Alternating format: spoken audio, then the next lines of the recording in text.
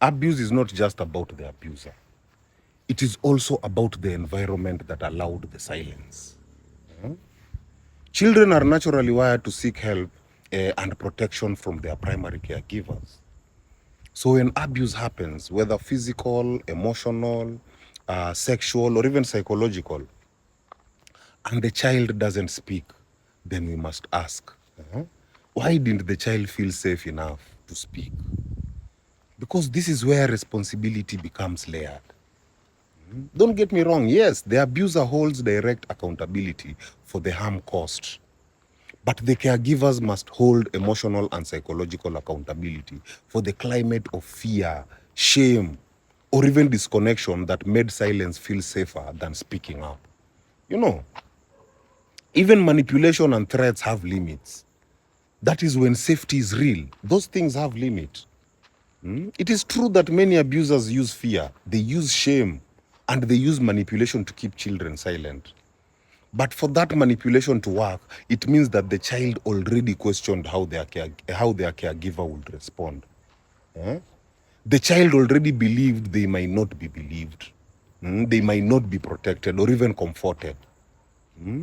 The child already felt emotionally distant or even unworthy of trust in the home.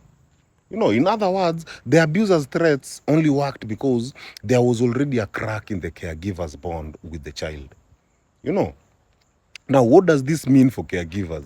Many caregivers focus only on stopping the abuser, which is valid, but few stop to ask the more painful question. How did my child feel so unsafe that they could not tell me? This requires confronting whether you are emotionally available, whether you are a safe space or a judgmental one, whether your reactions to mistakes and pain created a climate of fear, whether your silence around tough topics like sex, pain, fear, trust, left your child defenseless.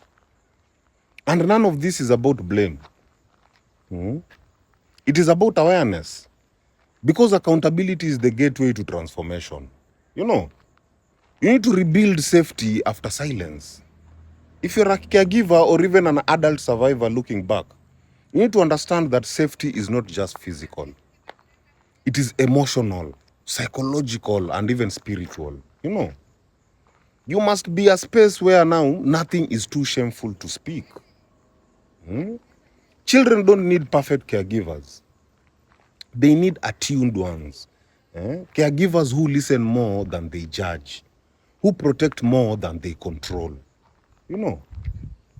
A child's silence is not consent. It is a signal. If a child could not tell you they were hurting, then it means they didn't believe you could handle their pain. That's not just about what happened to them. It is about what was missing around them. And in healing, we must hold both the abuser accountable for the act and the environment accountable for the silence. My people, heal. Heal.